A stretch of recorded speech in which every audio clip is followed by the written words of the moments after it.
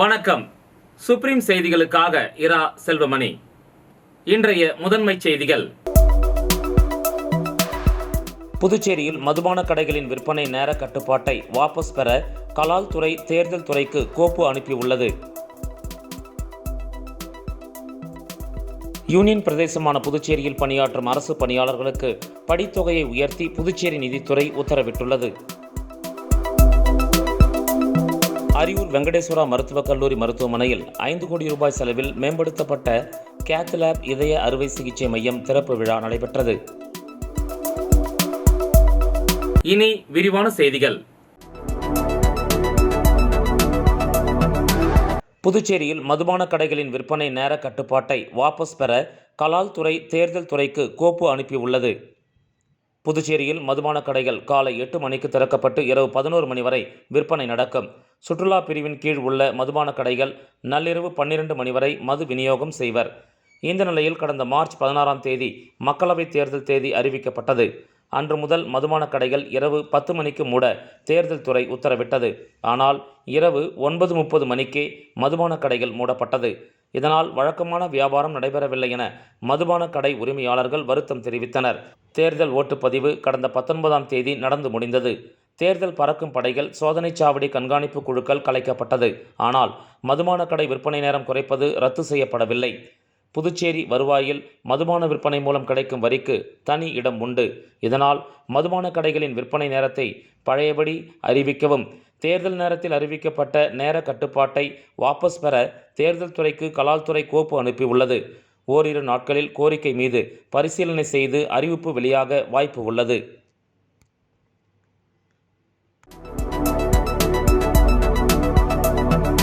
Union பிரதேசமான புதுச்சேரியில் பணியாற்றும் அரசு பணியாளர்களுக்கு படித்தொகையை உயர்த்தி புதுச்சேரி நிதித்துறை உத்தரவிட்டுள்ளது. அரசு ஊழியர்களுக்கு ஓய்வூதியம், கிராஜுவிட்டி, வீட்டு வாடகைப்படி, குழந்தைகளின் கல்வி உதவித்தொகை, சீருடைப்படி ஆகியவை உயர்த்தப்பட்டுள்ளதாக புதுச்சேரி அரசு அறிவித்துள்ளது. கடந்த ஜனவரி மாதம் முதல் அகவிலைப்படி 46 விழுக்காட்டிலிருந்து 50 விழுக்காடாக உயர்த்தப்பட்டுள்ளதாகவும் அந்த அறிவிப்பில் குறிப்பிடப்பட்டுள்ளது. இது மட்டுமின்றி உதவித்தொகைகளும் அதிகரிக்கப்பட்டுள்ளது. இவை தவிர்த்து ஓய்வூதியம், இறப்பு கிராஜுவிட்டி, பயணப்படி ஆகியவை 25 விழுக்காடு வரை உயர்த்தப்பட்டுள்ளது. வீட்டு வாடகைப்படி அதிகபட்சமாக எக்ஸ் வகை நகரங்களுக்கு 30%, ஒய் மற்றும் இசட் வகை நகரங்களுக்கு முறையே 20 மற்றும் 10 விழுக்காடாக உயர்த்தப்பட்டுள்ளது. இதற்கு முன்பு எக்ஸ், ஒய் மற்றும் இசட் பிரிவு நகரங்களில் வசித்தோருக்கு முறையே 27, 18, 9 ஆகிய விழுக்காடு அளவுக்கு வீட்டு வாடகைப்படி இருந்து வந்தது. குழந்தைகளுக்கான கல்வி உதவித்தொகை மற்றும் சீருடைப்படி ஆகியவையும் 25 விழுக்காடு வரை உயர்த்தப்பட்டுள்ளதாக நிதித்துறை செயலாளர் சிவக்குமார் வெளியிட்டுள்ள அறிக்கையில் குறிப்பிடப்பட்டுள்ளது.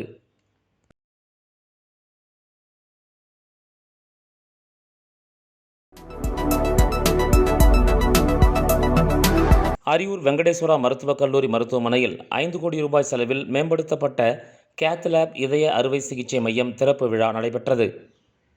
அரியூர் ஸ்ரீ வெங்கடேஸ்வரா மருத்துவக் கல்லூரி மருத்துவமனையில் 2வது தளத்தில் கேத் லேப் இருதய சிகிச்சை மையம் திறப்பு விழா நடைபெற்றது. இந்த விழாவிற்கு ஸ்ரீ வெங்கடேஸ்வரா கல்வி குழுமத்தின் தலைவர் ராமச்சந்திரன் தலைமை தாங்கி கேத் லேப் பிலிப் அசியூரன் 5C12 என்ற அதிநவீன இயந்திரத்தை துவக்கி வைத்தார். இந்த நிகழ்ச்சியில் கல்வி குழுமத்தின் முதன்மை இயக்க அதிகாரி டாக்டர் வித்யா, மருத்துவக் கல்லூரியின் இயக்குனர் டாக்டர் ரத்தினசாமி, பொது மேலாளர் சவுந்தரராஜன் ஆகியோர் கலந்து கொண்டனர். துணை மருத்துவ கண்காணிப்பாளர் டாக்டர் சுரேஷ் அனைவரையும் வரவேற்றார்.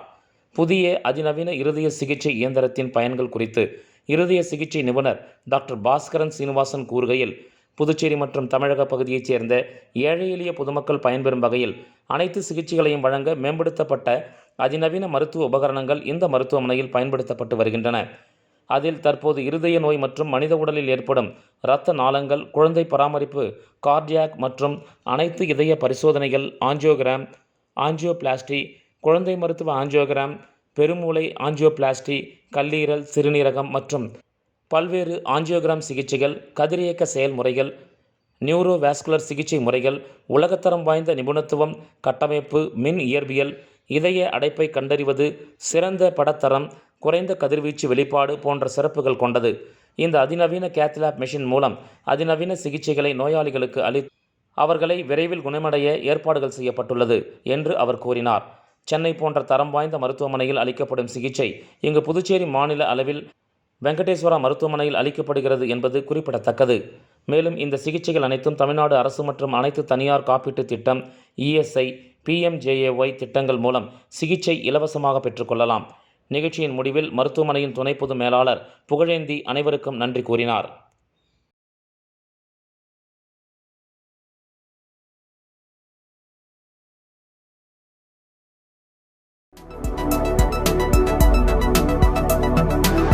புதுச்சேரி பெரியார் நகரில் அமைந்துள்ள கங்கையம்மன் கோயில் பால்குட ஊர்வலத்தில் பெயிண்டர் கொலை செய்யப்பட்ட சம்பவம் பரபரப்பை ஏற்படுத்தியுள்ளது. இது தொடர்பாக தப்பி ஓடிய 5 பேர் கொண்ட கும்பலை போலீசார் தேடி வருகின்றனர். புதுச்சேரி பெரியார் நகர் பகுதியைச் சேர்ந்தவர் ருத்ரேஷ். பெரியார் நகர் கங்கையம்மன் கோயில் பால்குட ஊர்வலம் இன்று நடைபெற்றது. ஊர்வலம் முடிந்து அபிஷேகத்திற்காக திரளான பக்தர்கள் கோயிலில் திரண்டிருந்தனர். அப்போது அங்கு வந்த 5 பேர் கும்பல் ருத்ரேஷை சராமரியாக குத்தியது. இதில் சம்பவ இடத்தில் இரத்த வெள்ளத்தில் மயங்கி விழுந்த ருத்ரேஷ் துடிதுடித்து இறந்து போனார். இதுகுறித்து தகவல் அறிந்தவுடன் உருளையன்பேட்டை போலீசார் விரைந்து சென்று உடலை கைப்பற்றி பிரேத பரிசோதனைக்காக கதிர்காமம் அரசு மருத்துவமனைக்கு அனுப்பி வைத்தனர். இதனையடுத்து உருளையன்பேட்டை போலீசார் வழக்கு பதிவு செய்து விசாரணை மேற்கொண்டனர். விசாரணையில் ருத்ரேஷுக்கும் அப்பகுதியைச் சேர்ந்த ஈஸ்வர், கௌதம் கும்பலுக்கும் முன்விரோதம் இருந்து வந்ததும் இந்த முன்விரோதம் காரணமாக ருத்ரேஷ் கொலை செய்யப்பட்டிருப்பது தெரிய வந்தது. தப்பி ஓடிய குற்றவாளிகளை தனிப்படை போலீசார் தேடி வருகின்றனர்.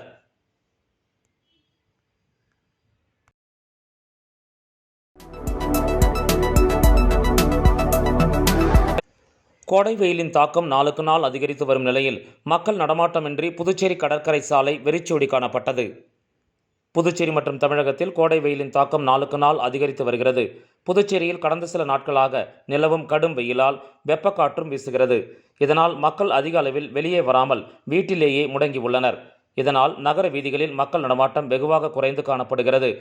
புதுச்சேரி கடற்கரை சாலைகளில் எப்போதும் உள்ளூர் மக்கள் மற்றும் வெளியூர் சுற்றுலா பயணிகளால் நிரம்பி காணப்படும். தற்போது வெயிலின் தாக்கத்தால் சுற்றுலா பயணிகளின் வருகையின்றி கடற்கரை சாலை வெறிச்சோடி காணப்படுகிறது. புதுச்சேரி நகரின் முக்கிய வீதிகளும் பிற்பகல் மக்கள் நடமாட்டமின்றி வெறிச்சோடி காணப்படுகின்றன.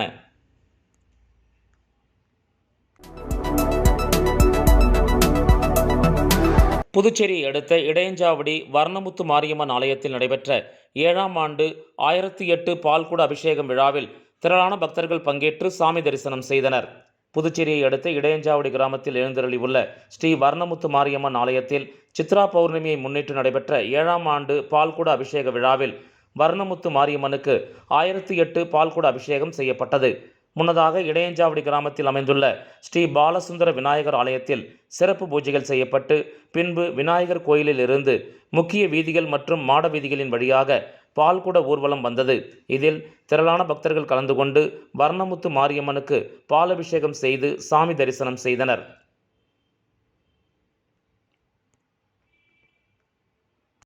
விளம்பர இடைவேளைக்கு பிறகு செய்திகள் தொடரும்.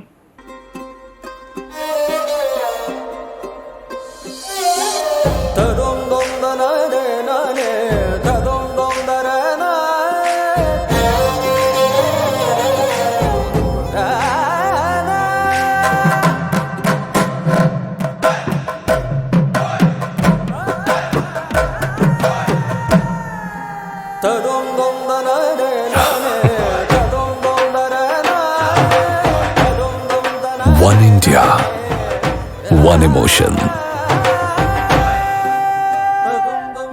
Weddings by Jose Alucas. செய்திகள் தொடர்கின்றன. நல்லாத்தூர் மணவெளி கிராமத்தில் சித்திபுத்தி விநாயகர் திருக்கல்யாணம் மற்றும் பூரணி பொற்கலை ஐயனார் திருக்கல்யாணம் ஆகியன சிறப்பான முறையில் நடைபெற்றது. நல்லாத்தூர் மணவெளியில் அமைந்துள்ள முத்துமாரியம்மன் ஐயனார் ஆலயத்தில் 32ஆம் ஆண்டு சடல் உற்சவம் மற்றும் பூரணி பொற்கலை ஐயனார் சித்திபுத்தி விநாயகர் திருக்கல்யாணம் விமரிசையாக நடைபெற்றது. விழாவானது சித்திரை 1ஆம் தேதி கொடியேற்றத்துடன் தொடங்கியது. அம்மனுக்கு சாகை வார்த்தல் நிகழ்ச்சி நடைபெற்றது. இவ்விழாவின் முக்கிய நிகழ்வாக திருக்கல்யாணத்திற்கு தட்டுவரிசை கொண்டு வருதல், பூணூல் மாற்றுதல், ஹோமம் வளர்த்தல் ஆகியன நடைபெற்றது. பின்னர் மணக்கோலத்தில் விநாயகர் மற்றும் ஐயனார் அலங்கரிக்கப்பட்டு சித்திபுத்தி ஆகியோரோடு விநாயகர் திருக்கல்யாணமும் பூரணி பொற்கலை துணைவியாரோடு ஐயனார் திருக்கல்யாணமும் நடைபெற்றது. நல்லாத்தூர், மணவெளி மற்றும் ஏம்பலம் கிராம மக்கள் பங்கேற்று திருக்கல்யாணத்தை கண்டுகளித்தனர். திருக்கல்யாணத்தில் பங்கேற்ற அனைவருக்கும் அன்னதானம் வழங்கப்பட்டது. இவ்விழாவிற்கான ஏற்பாடுகளை கோயில் அறங்காவல் குழுவினர் மற்றும் பொதுமக்கள் செய்திருந்தனர்.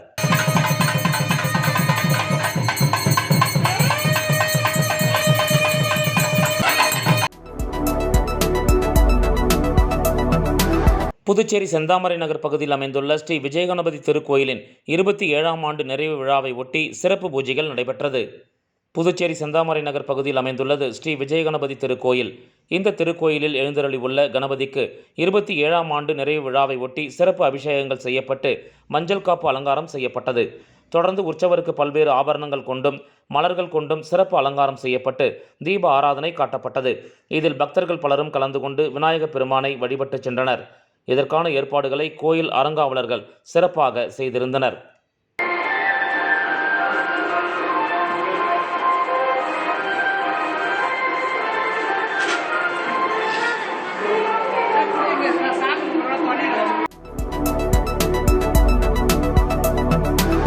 வெள்ளியனூர் சட்டமன்ற தொகுதிக்கு உட்பட்ட ஒதியம்பட்டு ஸ்ரீ முத்துமாரியம்மன் கோயிலில் ஆலய திருப்பணிக்கான அடிக்கல் நாட்டு விழா சட்டமன்ற எதிர்க்கட்சித் தலைவர் சிவா தலைமையில் நடைபெற்றது. புதுச்சேரி மாநிலம் வெள்ளியனூர் சட்டமன்ற தொகுதிக்கு உட்பட்ட ஒதியம்பட்டு பகுதியில் அமைந்துள்ள ஸ்ரீ முத்துமாரியம்மன் கோயில் திருப்பணிக்கான அடிக்கல் நாட்டு விழா நடைபெற்றது. இதில் தொகுதியின் சட்டமன்ற உறுப்பினரும் சட்டப்பேரவை எதிர்க்கட்சித் தலைவருமான சிவா கலந்து கொண்டு அடிக்கல் நாட்டும் விழாவிற்கான பணிகளை பூமி பூஜை செய்து தொடங்கி வைத்தார். இதனைத் தொடர்ந்து சட்டமன்ற உறுப்பினர் சிவா ஆலய திருப்பணிக்காக ரூபாய் 1,00,000 நன்கொடையை ஆலய நிர்வாகிகளிடம் வழங்கினார். இந்த நிகழ்ச்சியில் ஆலய நிர்வாக அதிகாரி பர்குணன், ஊர் முக்கியஸ்தர்கள் மாரிமுத்து, திருவேங்கடம், பெருமாள், ஹரிகிருஷ்ணன், பாலு, விவசாய அணி குலசேகரன், இளஞ்செழிய பாண்டியன், மணிகண்டன், ரமணன், ஆனந்து, ரணியன், வேலவன், காத்தவராயன், சேகர் முதலியார் உள்ளிட்ட ஊர் முக்கியஸ்தர்கள் மற்றும் பொதுமக்கள் திரளாக கலந்து கொண்டு சிறப்பித்தனர். தொடர்ந்து விழாவில் கலந்து கொண்ட பக்தர்கள் அனைவருக்கும் காலை உணவு வழங்கப்பட்டது. இந்த நிகழ்ச்சிக்கான ஏற்பாட்டினை ஆலய நிர்வாக அதிகாரி பர்குணன் மற்றும் ஊர் பொதுமக்கள் சிறப்பான முறையில் செய்திருந்தனர்.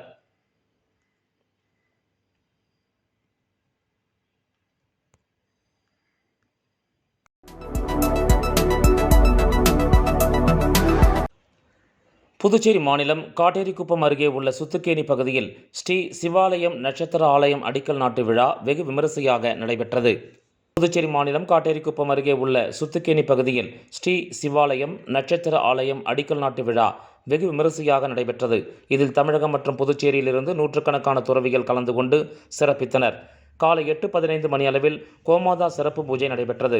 இதில் தெய்வ தமிழிசை அறிஞர், திருமுறை கலைக்களஞ்சியம் முனைவர் திருவிடை மருதூர் சிவ நடராஜ தேசிகர் பாடி சிறப்பித்தார்.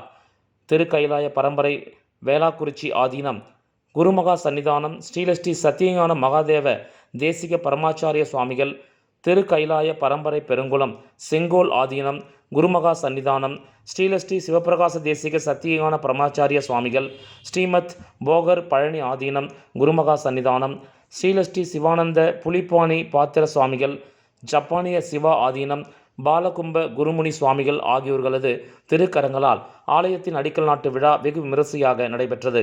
தொடர்ந்து காலை 9:15 மணிக்கு சிறப்பு யாக பூஜையும், காலை 10 மணி அளவில் ஆதீனங்களுக்கு சிறப்பு மரியாதை செய்தல், அதனைத் தொடர்ந்து ஆதீனங்களின் ஆசியுரை நடைபெற்றது. தொடர்ந்து ஆதீனங்களுக்கு சிறப்பு நினைவு பரிசு வழங்கி சிறப்பிக்கப்பட்டது. அதனைத் தொடர்ந்து சிவனடியார்களுக்கு வஸ்திரதானம் வழங்கி சிறப்பு சேர்க்கப்பட்டது. காலை 11 மணி அளவில் பழனி மீனா நாட்டிய குழுவின் பரதநாட்டிய கலை நிகழ்ச்சி விழா இனிதே நடைபெற்றது. தொடர்ந்து விழாவில் கலந்து கொண்ட பக்தர்கள் அனைவருக்கும் அறுசுவை உணவு அன்னதானமாக வழங்கப்பட்டது. இவ்விழாவில் திருமுறை காவலர் பாவை சசிகுமார், தொழிலதிபர் ஜெகத்ராம்ஜி ஆகியோர் கலந்து கொண்டு சிறப்பித்தனர். பொதுவாகவே பாரத தேசம் பழம்பெரும் நாடு மட்டுமல்ல, இறை நம்பிக்கையும் இறையொருளை போற்றுகின்ற, இறைவனை பெரிதும் வழிபடுகின்ற மக்கள் மிகுந்துள்ள ஒரு புண்ணிய சிவபூமியாகும். உலகளாம் உணர்ந்து ஓதற்கரியவன் என்ற தேவார வாக்கிற்கிணங்க உலகளாவிய நிலையில் சிவ வழிபாடு நிலைத்திருந்தது. புதுவை மாநிலத்தில் 10 IAS அதிகாரிகளுக்கு புதிய துறைகள் ஒதுக்கீடு செய்யப்பட்டுள்ளன. புதுச்சேரி துணைநிலை ஆளுநர் CP ராதாகிருஷ்ணன் உத்தரவின் பேரில் தலைமைச் செயலர் சரத் சௌகான் வெளியிட்டுள்ள உத்தரவில் அரசு செயலர் பத்மா ஜெய்ஸ்வாலுக்கு முப்படை நலத்துறை, சுதந்திர போராட்ட வீரர்கள் பிரிவு, எழுதுபொருள் அச்சுத்துறை ராஜுவுக்கு வேளாண், கால்நடை, சுகாதாரம், தொழிலாளர் நலத்துறை, ஆஷிஷ் மாதவ்ரா மோரேவுக்கு வளர்ச்சி ஆணையர், நிதி, துறைமுகம், வருவாய், கலால் ஆணையர், நிவாரணம் மற்றும் மீட்பு துறைகள், அரசு செயலர் முத்தம்மாவுக்கு திட்டம் மற்றும் ஆராய்ச்சி, போக்குவரத்து, மின்துறை, குடிமைப்பொருள் வழங்கல், சமூக நலம், குழந்தைகள், மகளிர் மேம்பாடு, பிற்படுத்தப்பட்டோர், சிறுபான்மையினர், ஆதிதிராவிடர் நலன், பான்கேர் ஆகிய துறைகளும் கூடுதலாக உள்ளாட்சித்துறையையும் கவனிப்பார் என அறிவிக்கப்பட்டுள்ளது. மேலும் அரசு செயலர் தல்வாடேவுக்கு பொருளாதாரம், புள்ளியியல், விளையாட்டு, இளைஞர் நலன்துறையும், ஜெயந்த்குமார் ரேவுக்கு பொதுப்பணி, சுற்றுலா, தகவல் தொழில்நுட்பம், ஸ்மார்ட் சிட்டி நிர்வாக அதிகாரி, வனத்துறை இணை பொறுப்பு வழங்கப்பட்டுள்ளது. பங்கஜ்குமார் ஜாவுக்கு புதுதில்லியில் உள்ள அரசு குடியிருப்பு ஆணையர் தேர்வு கட்டுப்பாடு, ஏ. நெடுஞ்செழியனுக்கு கூட்டுறவு, மீன்வளம், கலை பண்பாட்டுத்துறை, இந்து அறநிலையத்துறை, வக்பு வாரியம், துணைநிலை ஆளுநரின் தனிச் செயலர் பொறுப்பும், கேசவனுக்கு பொது நிர்வாகம், தீயணைப்பு, நகர அமைப்பு, வீட்டு வசதி, செய்தி, விளம்பரம், உள்துறை சிறப்பு செயலர் பொறுப்பும் வழங்கப்பட்டுள்ளது. மீண்டும் முதன்மைச் செய்திகள். புதுச்சேரியில் மதுபான கடைகளின் விற்பனை நேர கட்டுப்பாட்டை வாபஸ் பெற கலால் துறை தேர்தல் துறைக்கு கோப்பு அனுப்பியுள்ளது. யூனியன் பிரதேசமான புதுச்சேரியில் பணியாற்றும் அரசு பணியாளர்களுக்கு படித்தொகையை உயர்த்தி புதுச்சேரி நிதித்துறை உத்தரவிட்டுள்ளது. அரியூர் வெங்கடேஸ்வரா மருத்துவக் கல்லூரி மருத்துவமனையில் 5 கோடி ரூபாய் செலவில் மேம்படுத்தப்பட்ட கேத்லாப் இதய அறுவை சிகிச்சை மையம் திறப்பு விழா நடைபெற்றது. இந்த செய்தி அறிக்கை இத்துடன் நிறைவு பெறுகிறது. வணக்கம்.